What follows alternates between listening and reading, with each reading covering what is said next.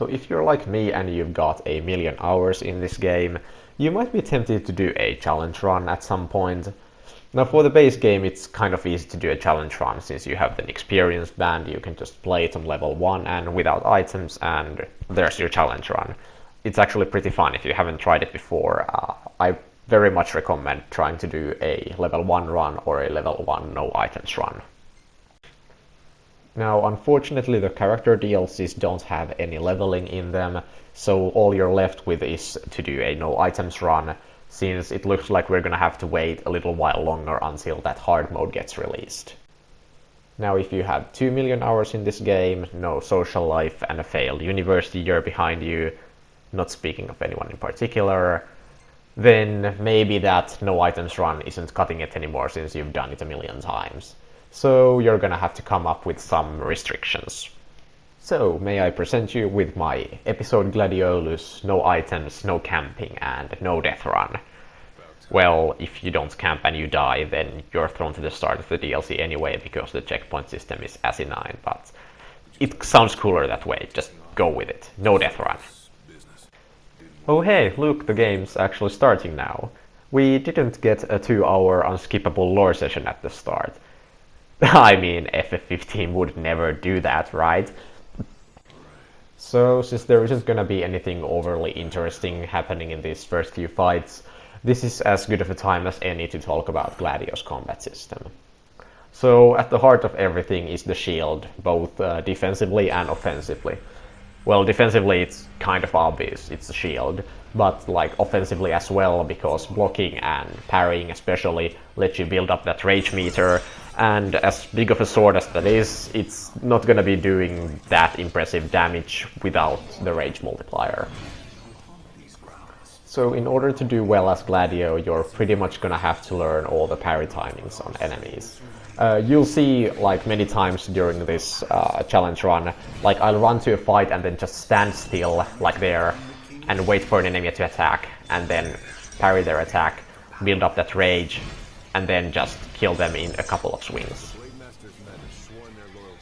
Those bigger Souls of Fortitude enemies are pretty much my go-to for building up the rage meter, because they're significantly easier to parry than these smaller Soul of Valor, totally not reskin skeleton enemies. Well, I parried one of them there, but it was the jumping attack, so it's easier to parry. So anyway, the Souls of Fortitude, they have this charging uppercut slash, which you saw me parry quite a few times there. It's got a very obvious wind up, so it's quite easy to parry. But also their other attacks are just way more telegraphed than those of all the smaller enemies. So we're coming up to the first boss right now, and we have 3 times rage and a full valor bar, so I'll let you guess what's gonna happen.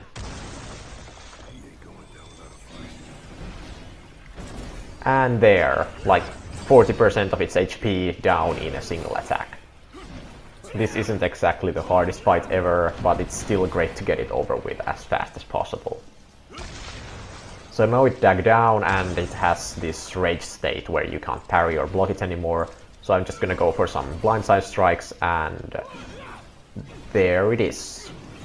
There.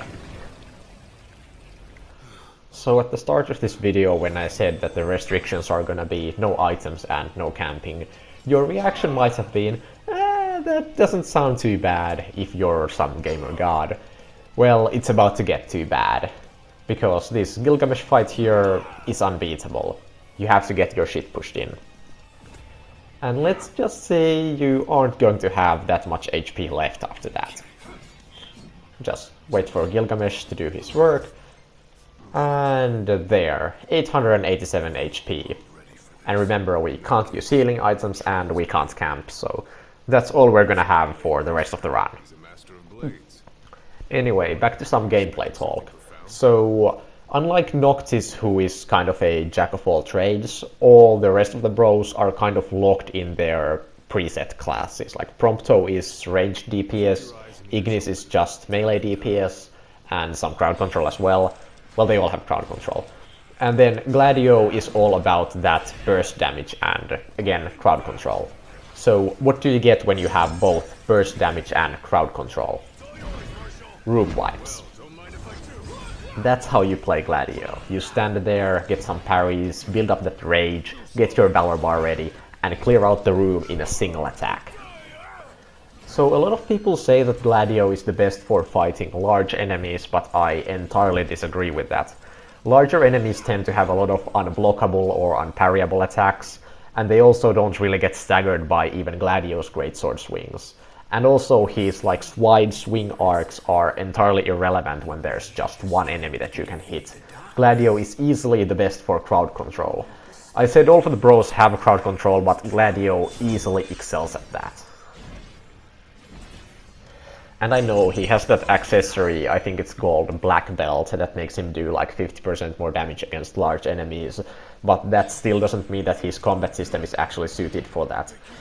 Besides, Prompto's target scope makes him do a lot of damage against small enemies, and if anything, it's easier to hit larger enemies as Prompto than small enemies. Those items were most likely designed for the AI characters and to kind of fit the archetypes, more so than for the actual combat systems added through character swap, because that got added only like a year after the original release of the game. So we're coming up to the next boss now, and as you can already see, I once again have a full Valor Bar and 3 times Rage.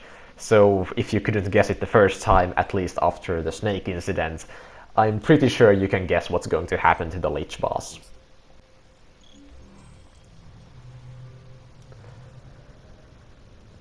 And there's our poor victim. Walk in there, parry the smoke, counterattack, Tempest, vulnerability state, it's over. This Lich is actually quite dangerous if you don't kill him that fast, because I think he's the only enemy in this DLC who can inflict poison, and poison is very dangerous for no items runs. The deal with poison is that not only does it constantly tick your HP down and you can't heal it without an antidote, but it also stops all regen, and not just regen, but all regen-based healing. Basically there are 2 types of healing in FF15. There's normal healing and regen-based healing. Regen-based healing doesn't have the green numbers, that's how you distinguish it from normal healing. For example, Ignity's Regenerate and Regroup abilities both are regen-based healing, and those will not heal you if you are poisoned. I'm sure there is some weird heal that doesn't have the green number, but still isn't blocked by poison, and I'm also sure there's somebody gonna be in the comments section correcting me. I would. Now, Episode Gladiolus doesn't have natural HP regen, but as you may have noticed, I've taken a couple of hits already during this run, but my HP is still at 887. And that's because FF15 has this mechanic where if your HP is below 20% at the end of a fight, your HP gets recovered to that 20% threshold. However, that after fight recovery is actually regen-based, so if I had been poisoned during that Lich fight, I couldn't have regened my HP until the poison was over, and that would have been really bad. So it seems like during that whole regen and poison rant, we've already reached the next boss. This is actually the only normal combat encounter between these 2 bosses. And the next boss here, well, it's going to be the one that killed me the most by far during my attempts of this challenge run. In case you haven't played this DLC in a while and have forgotten what the next boss is, it's the Firebird. So the thing about the Firebird is that it has a lot of really fast melee attacks that are nigh unreactable. Now that wouldn't be too bad since you can still just hold block and kind of attempt to parry them, but then it also has a rage state, so then you're just kind of screwed. I think I already talked about it at the start, but in case somebody's watching this who hasn't played Episode Gladiolus, or you don't understand what I mean by rage state, it's that state where the enemy starts to glow red like one of those armadillo enemies in the last fight, and then all of their attacks become unblockable and unparryable. So your only option pretty much is to just dodge roll them, which isn't the best when playing as Gladio. So now we've finally reached it, and let me just say before the fight that I got really lucky RNG during it, so this isn't exactly representative of how awful this boss fight can be. So the first step is to just sprint close and to start parrying its attacks. Didn't get the fireball parry, no big deal. just kind of turtling here. Like, see how fast those attacks are. Finally got a parry. Still no 4x rage, so I'm saving Tempest, trying to get another one. And there it is, it's vulnerable, 4x Tempest, and 40% HP out. But there's still, well, now only 50% remaining. I really like this scripted parry animation here, by the way. He's just using his fist to punch the big bird. Dude, you got a sword, use it. There. But yeah, this is what I meant with good RNG. I pretty much gotten most of this fight for free, since he hasn't used the rage state yet, and it's down to just a little bit of HP. Now that surprised me, because I did not know you could parry that explosion. That explosion is where he always reaches the rage state, so I was just trying to roll away from him and accidentally ended up parrying it. So I guess the rage state only starts like directly after the explosion, so the explosion is still considered to be parryable. So now that we only got some trash fights coming up again for a while, I can go into great detail about all the BS you can face during that Firebird fight. So like you already saw there, those melee attacks were super fast, so you pretty much just can't stand in front of it when it's in rage state. So all you can really do is just kind of try to circle around it and do some single attacks and hope it doesn't turn around and attack immediately, because that can really screw you over. And since you can't block or parry, you can't really build up rage anymore, so your damage isn't gonna be all that great for long either.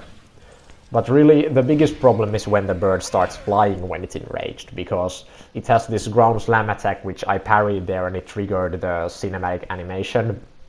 You can't obviously parry that when the bird is in the rage state, so you have to dodge roll that. And it's got two hitboxes, first when the bird crashes down, and then the second hitbox for like a big explosion, like a big fire explosion when it crashes to the ground. And you have to fit both of those into the iframes of a single dodge roll, so it's very tight timing. I did, however, have a rather unorthodox strategy for dealing with that attack. You see, there were a couple of those pillars on the bird's arena as well, so I would run up to one of those and pick it up to get all the damage resistance from that. And with that I could just barely tank the ground smashing attack, and only once, and only if I didn't take any damage prior to that. So that was pretty much my only option for dealing with it, other than timing pretty much a frame perfect dodge roll. Needless to say, it was a nightmare. That bird is actually the only reason why I wouldn't recommend trying this. If you want, sure, it's a fun challenge, but be prepared for a lot of bullshit from that one fight in particular. Since there's still a lot of trash fights before anything relevant happens, this is the perfect opportunity for me to talk briefly about episode Gladiolus' story. I feel like the community's general reception of the DLC is kind of unfair. Everybody always complains about how, ooh, nothing happens and it's just a shonen anime power-up story where Gladio goes to prove that he has the biggest dick and he is the biggest, most badass guy ever. I get where the people who say that are coming from, but I feel like they're all just kind of missing the point of the story. It's true that that is the premise. Gladio does indeed go on this journey to stroke his own ego and to prove to himself and others that he's still this big badass, despite having his ass handed to him by Ravus in the previous chapter. But what actually happens in this story is that he gets his ass whipped by Gilgamesh, and some spirits then just mock him for how weak he is. His fearfulness and uncertainty are constantly brought up to the surface through the dialogue, and all the time he's like, yeah, I'm the biggest boy, and of course, like, I did this shit when I was a teenager. At the end he doesn't even really prove that he's a big badass, but instead he learns a lesson.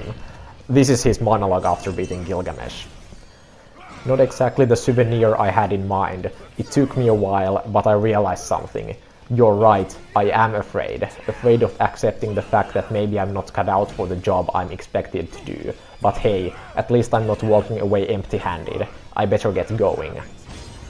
In the end, he doesn't prove that he's a big dick daddy, but he realizes that he's weak and accepts it. You couldn't possibly go further away from the initial premise. That is the moral of the story, trying to prove that you are the biggest badass is stupid, and that simply doing the best you can is all that matters and what you should be concerned about. That's character growth. That's a story. That was a pretty cool finisher, by the way. So where episode Gladiolus fails at is in its pacing, and this is also why I don't really fault anybody for misinterpreting the story. All of this interesting stuff is crammed into the last cutscene or two, and some of it is even during the credits. It originally presents itself as this shonen power-up story, but then it keeps that facade going on for far too long. Like if Doki Doki Literature Club revealed to not be a dating sim only 5 minutes before the credits roll. So all the interesting stuff is at the very end, and it doesn't even have the line count to properly carry it through because the DLC is way too short. It also doesn't help that the gameplay has this super satisfying feel to it, where you just power through hordes with raw strength. All those special parry animations where you fly big birds and punch them, or smack people with pillars, they all really emphasize the play as a big strong dude aspect. And I get why they did that, it's what everybody expects from Gladius' gameplay style, but it's also at direct odds with the themes about accepting yourself and how stupid it is to try to prove that you're some big macho guy all the time. So it's really kind of unfortunate that due to this gameplay style and the sloppy pacing of the story, it's most often interpreted as the very thing it's actually trying to subvert. So what was I doing here again? Oh right, yeah, there's a video game. Look at that parry. I know you're impressed.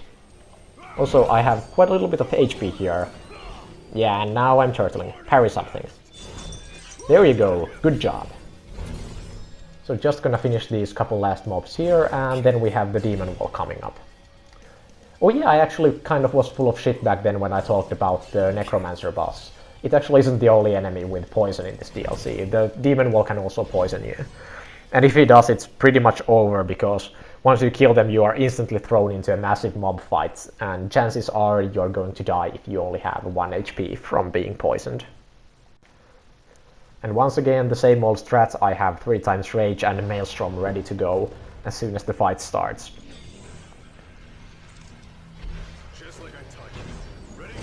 Although half of it seemed to miss. Well, it still did pretty decent damage. This demon wall also has some pretty weird attacks, so it's not the easiest thing in the world to parry.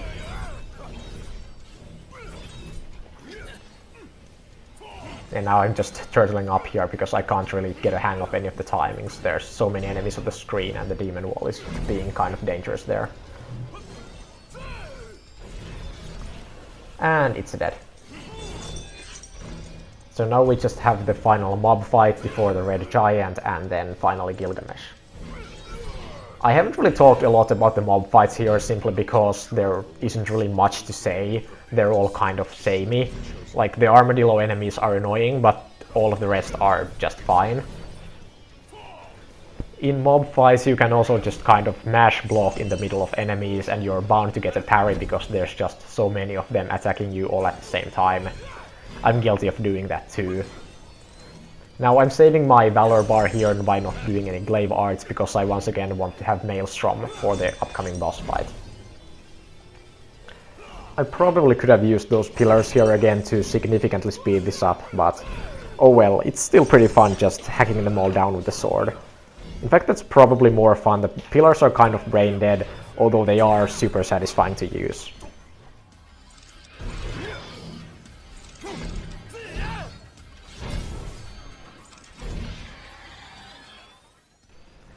And now that's over with. Now all that's standing in our way is the penultimate boss and Gilgamesh. And also finding the right direction. There you go, good job.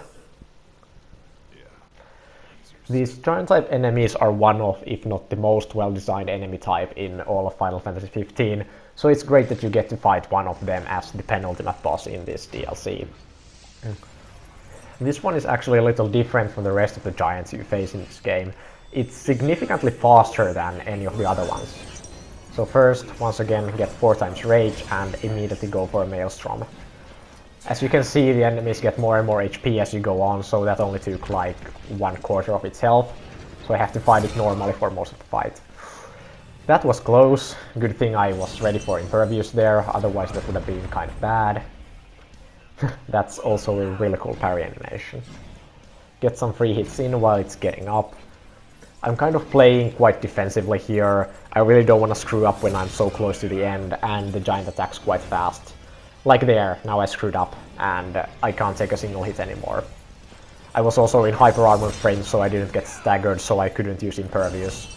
That's one of the weaknesses of hyper armor in FF15. So like most giant type enemies, this one can also buff its strength and defense here. Luckily he didn't do it, otherwise I couldn't have finished this fight as fast as I did. And there, now all that's left is Gilgamesh. So Gilgamesh is really the highlight of this DLC for me. If I were to make like a top 10 Final Fantasy XV bosses list, Gilgamesh would definitely be in the top 3, like right after the Comrades Bahamut and around the same as the level 120 Garuda fight. It's really well designed, and even though Gladio's combat system isn't exactly the most complex thing out there, that fight manages to still have a lot of depth to it. The optional core fight is really fun as well, but it kind of devolves into a lot of parry spam, whereas against Gilgamesh you have a lot of openings where you can just get normal attacks in. Anyway, I've been talking too much here, so I'm just going to shut up for the duration of the fight and let you enjoy the show. I can feel his presence. You better be ready for me.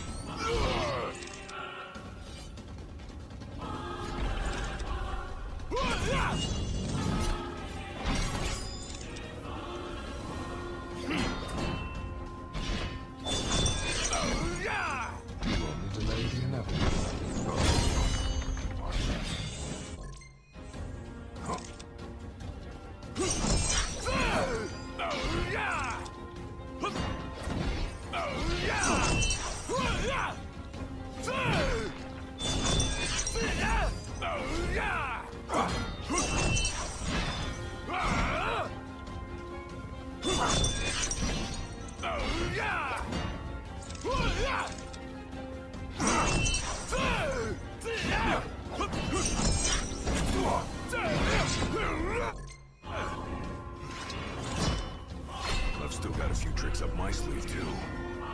Ain't no way I'm backing down now.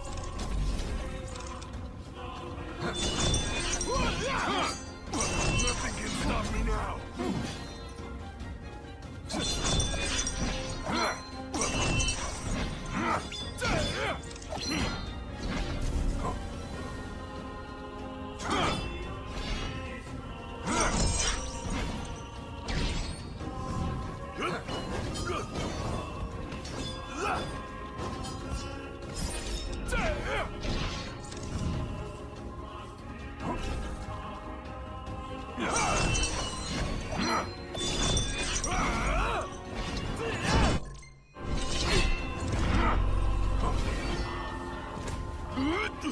Try this!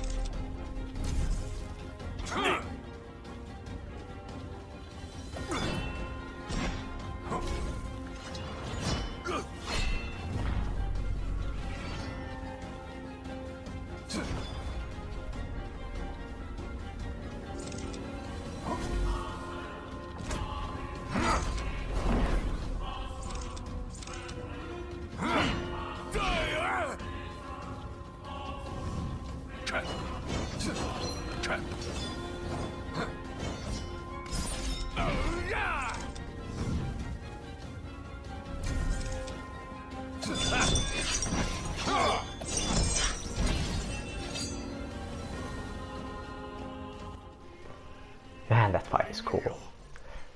So that's episode Gladiolus beaten without camping and without items, with less than 900 HP throughout. I don't really have anything else to say here. Thank you all for watching. I hope you enjoyed, and I'll see you next time. So that's how you got it.